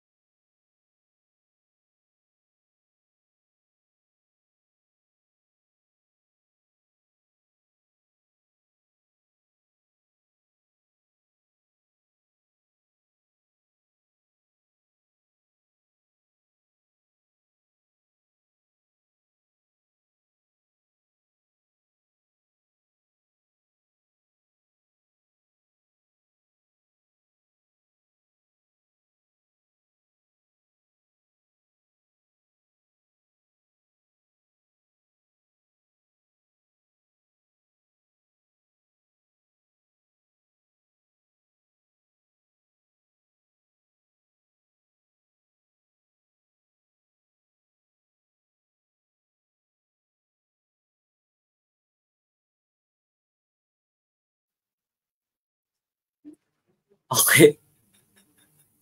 Naka-mute pala, okay. Okay, balik po tayo.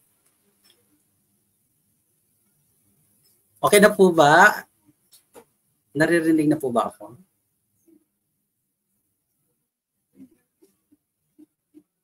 Okay, okay na po ba? Paki-confirm po.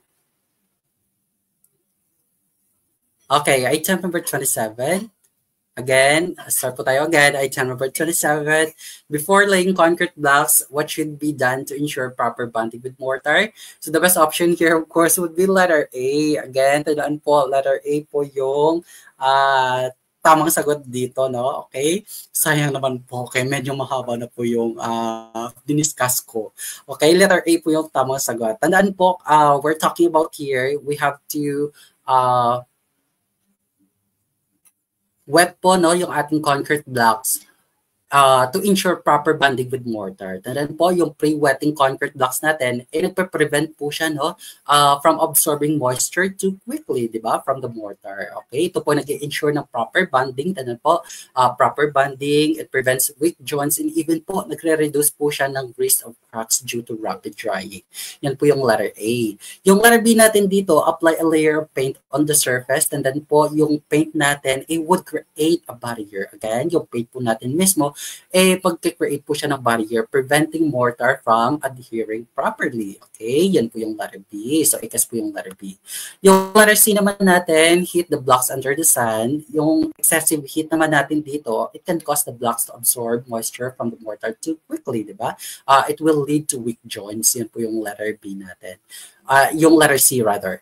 Yung letter D naman, yung coat the blocks with oil. Sana all may pa-oil, di ba? Ito po ay yung oil natin mismo no, would repel the mortar and prevent bonding. Okay? So, ikas din po yung letter G natin dito. So, of course, kapag naglalagay po tayo ng mortar, di ba, kinakailangan po natin na basain po muna, okay? Yung wall or yung CHBs natin. Okay, so the best option po for item number 27 would be letter A. Again, letter A po yung tamang sagot. Okay? We go to item number 28. Which tool is commonly used to spread? Okay, tandaan po, spread and smooth mortar when laying bricks. Is it A, trowel, letter B, chisel, letter C, level, or letter D, hammer? Ano po yung tamang sagot? Item number 28. Okay, ano po bang klaseng tool na yung ginagamit natin no, to spread? Spread and smooth mortar when laying bricks. Is it A, trowel, letter B, chisel, letter C, level, letter D, hammer? Ano po yung tamang sagot? May sumasagot ng letter A. Tama po ba yung letter A? Okay, medyo epic po yung discussions natin tonight, no? Sige, laban po tayo. Laban lang. Okay, marami sumasagot ng letter A. Tama po ba yung letter A? So, wag na po natin patagalin. Let's reveal item number 28. The best option here would be letter A. Again, letter A po yung tamang sagot, yung trowel natin. Tandaan yung trowel po natin mismo. Ito po are designed, di ba? Designed for spreading, leveling, and even po smoothing mortar when laying bricks or blocks. So it allows po no, yung tinatawag natin na precise application, ensuring strong bonding between bricks. Yan po yung ating trowel. Yung letter B natin, yung chisel po, ito po yung ginagamit natin no, for cutting or shaping bricks. Again, for cutting or shaping bricks, yan po yung chisel. Yung letter C natin, yung level, ito po yung ginagamit natin no, to check the alignment, di ba? Yung straightness mismo ng ating bricks, yan po yung ating level. Yung letter D naman ng yung hammer, ito po yung ginagamit natin. Again, we have talked this kanina, no? Yung hammer po, ito po yung ginagamit natin to drive nails. Again, drive nails or breaking materials. Of course, we're talking about here a certain tool na ginagamit natin no, to spread and smooth mortar. So the best option here would be letter A. Again, letter A po yung tamang sagot. Okay, we go to item number 29. Why is it important? Again, why is it important to cure masonry work after construction? Is it A, to prevent cracks and ensure strength development?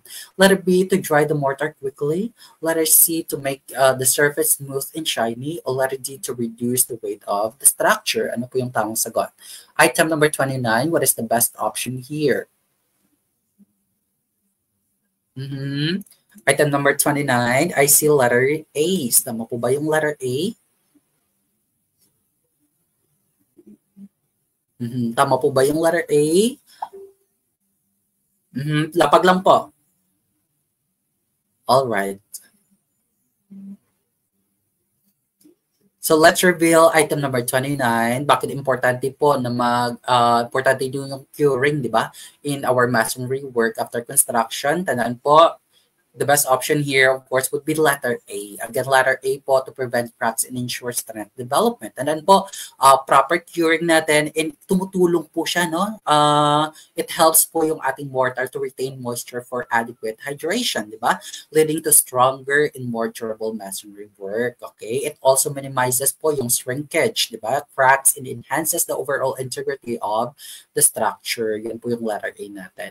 Yung letter B, to dry the mortar quickly, tandaan po, rapid drying, magkakaroon din po ng negative, di ba? Negative effect, okay, negative effect. Kumbaga yung rapid drying natin weakens the mortar and increases the risk of cracks. Yan po yung letter B. So, ACAS po yan. Yung letter C naman, to make sure the surface smooth and shiny, tandaan po, curing affects strength and durability. Hindi po siya sa surface finish. Kaya ACAS po yung letter C natin. Yung letter D naman natin, to reduce the weight of the structure. Tandaan po, yung curing natin, ito po ay hindi, di ba? Hindi po siya when it comes to reduced weights, di ba? So, X din po yung letter D natin.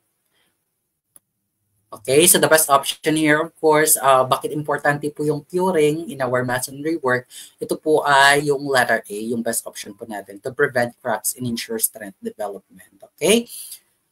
We go to item number 30, yung last item natin, okay? What is the main purpose of a foundation? Okay, main purpose ng ating foundation in masonry structures is it A, to make the building look more attractive. Letter B, to evenly distribute the load and provide stability.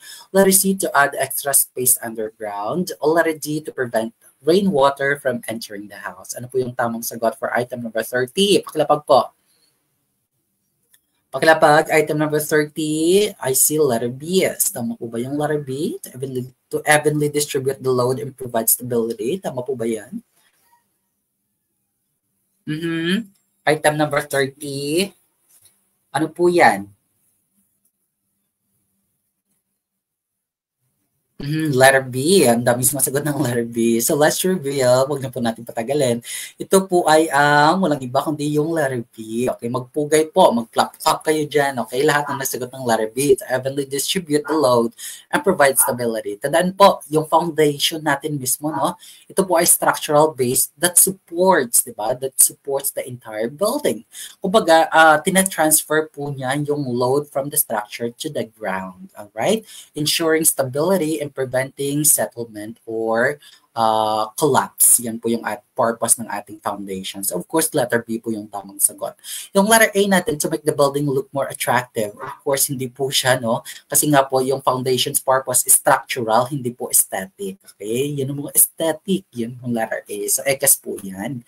Yung letter C naman po, to add extra space underground. Of course, yung yung main role po ng ating foundation, di ba? To support building. Again, to support building po, hindi po siya nagkakaroon ng extra space underground. So, ACAS din po ito. Yung letter D naman, to prevent rainwater from entering the house, ito po ay function, no? Or managed by drainage systems. Hindi po sa ating foundation. Okay? So, the best option here would be letter B. Again, letter B po yung tamang sagot. Magpugay po lahat na nagsagot ng letter B. Okay? So, bago po tayo mag-end, we also have here yung fast drills po natin, no? Sa ating masonry tools and materials. Again, masonry tools and materials, pakitake note po, screenshot po natin kapag medyo mabilis. Okay? Without further ado, let's begin with the first question here. A flat pointed tool used for spreading and smoothing mortar between bricks or blocks. Again, a flat pointed tool used for spreading, di ba? Okay, pinag-usapan na natin ito no kanina. Spreading and smoothing mortar between bricks or blocks. Ano po ito? Ano po ba ito? Ito po ay ang tinatawag natin na trowel. Again, trowel po yan. Next one here. Has a chisel-like edge for cutting bricks and a hammer side for breaking them. Again, chisel-like edge for cutting bricks and a hammer side for breaking them. Ano po ito? Ito po ito ang brick hammer. Again, brick hammer po yung sagot dito. Next one here, a tool used to check the horizontal and vertical alignment of masonry work. Again, ito po nag-check po no, ng horizontal and vertical alignment of masonry work. Ito po yung halimbawa kanina no, nung pinag-uusapan natin. Ito po yung mason's level. Again, mason's level, yung accuracy, di ba? Yung accurateness, yung straightness mismo ng ating wooden frame kanina, di ba? Yun po yung mason's level natin o yung brick natin mismo. Yan po yung ginagamit natin to check the straightness of our bricks. Yan po yung mason's level. Next one here, used for cutting or shaping bricks, stones, or concrete. Again, cutting, shaping bricks, stones or concrete. Ito po yung tinatawag natin na ito po ay walang iba kundi yung chisel. Again, chisel po yung tamang sagot. Next one here. Small rectangular blocks. Again, small rectangular blocks made of clay, di ba? It's either made po siya ng clay or concrete, no? Just for building walls. Again, used for building walls. Ito po yung tinatawag natin na ito po ay ang bricks. Again, bricks po siya. Next one here. Larger hollow blocks used for structural walls. Again, larger hollow blocks. Of course, ito na po yung tamang sagot dito, di ba? Nasa stem na po mismo ng tanong. Larger hollow blocks used for structural walls. Ito po yung tinatawag natin na CHBs. Again, CHB or yung concrete hollow block. Next one here. A mix of cement, ano po? Cement, sand, at saka yung water natin. Okay, used to bond masonry units together. Kumbaga, mixture po siya ng sawa. Okay, yung cement, sand, water. Ito po yung tinatawag natin na mortar.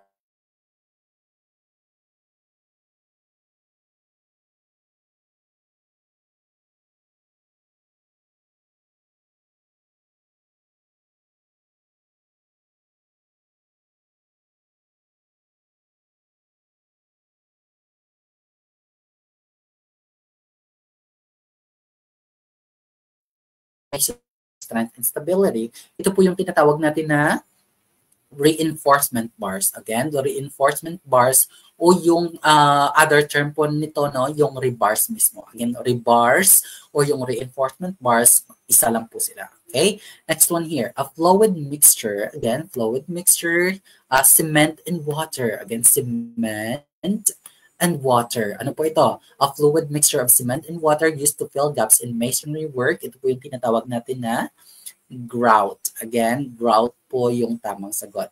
Kanina, yung mortar po, ito po ay yun po yung mixture ng cement, sand, at saka yung water.